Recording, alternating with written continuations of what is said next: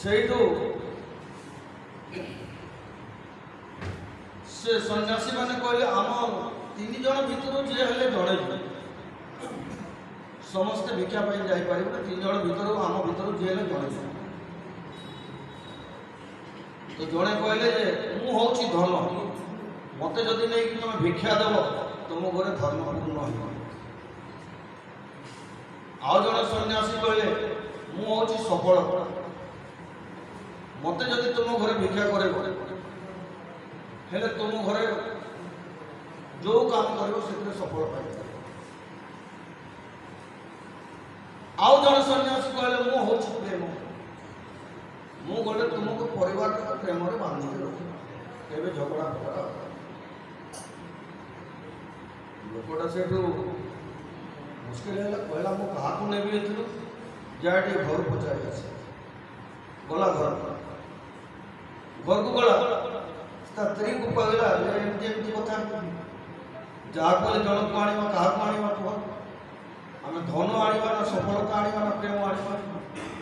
ତା ସ୍ତ୍ରୀ କହିଲା ଧନକୁ ଡାକି ଆଣିଲେ ଆମ ଘରେ ସବୁବେଳେ ଧନ ପୂର୍ଣ୍ଣ ହୋଇଥିବ। ସେ କହିଲା ନାଇଁ ନାଇଁ ଧନ ହେଲେ କାହିଁ କ'ଣ ହେବ, ମୁଁ ଯେନ୍ କାମଟା କରିବି ସେଥିରେ ସଫଳତା ହେବା କଥା ନା। ଆମେ ତାମାନେ ଆମେ ସଫଳତାକୁ ଡାକି ଆଣିବା। ସଫଳତା ଏ 2 ଜଣଙ୍କ ଝଗଡ଼ା ଚାଲିଲା, ସେ କହିଲା ଧନକୁ ଡାକି ଆଣ, ସେ କହିଲା ସଫଳତା। ତାପରେ ତାଙ୍କ ଝିଅ ବାହାରି ଆସି ସେ କହିଲା ତୁମେ 2 ଜଣ ଯାକ ଯାହା କହୁଛ ତାକୁ ଡାକନା, ତୁମେ ପ୍ରେମକୁ ହିଁ ଡାକ। ଆମ ଭିତରେ ସବୁବେଳେ ପ୍ରେମ ଥିବ, ସ୍ନେହ ବନ୍ଧନ ଥିବ, ତାକୁ ଡାକ। ତାପରେ ମାନେ ଚିନ୍ତା କଲେ ହଉ ଝିଅ ଯାହା କହୁଛି ତାର କଥା ମାନିବ। ତାପରେ ଲୋକଟା ପୁଣି କହିଲା ବାବା ଆମେ ପ୍ରେମ କରୁ, ପ୍ରେମ ନେଲେ ଆମେ ଘରେ ସବୁବେଳେ ପ୍ରେମରେ ବନ୍ଧା ହେଇକି ରହିପାରିବୁ, ଆମେ ପ୍ରେମ କରୁ। ସେ କହିଲେ ହଉ ଠିକ୍ ଅଛି। ପ୍ରେମ ଚାଲିଲା, ପ୍ରେମ ପଛେ ପଛେ ସଫଳତା ଚାଲିଲା, ତା ପଛେ ପଛେ ଧନ ଚାଲିଲା। ମାନେ ଯୋଉଠି କହିବାର ତାତ୍ପର୍ଯ୍ୟ ହେଉଛି ଯୋଉଠି ପ୍ରେମ ଅଛି ସେଇଠି ସଫଳତା ବି ଅଛି, ଧନ ବି ଅଛି। ତ ଆମମାନଙ୍କ ଭିତରେ ସେଇ ସଫଳତା ଏବଂ ପ୍ରେମ ସବୁବେଳେ ଜାଗ୍ରତ ହୋଇ ରହିବ। ମହାପ୍ରଭୁ ଯେତେବେଳେ କାଶୀରେ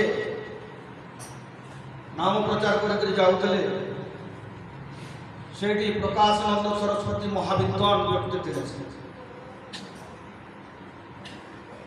ସେ ମହାପ୍ରଭୁଙ୍କୁ ଦେଖି କହିଲେ ଏ ଗୋଟେ ଭାବାବେଶ।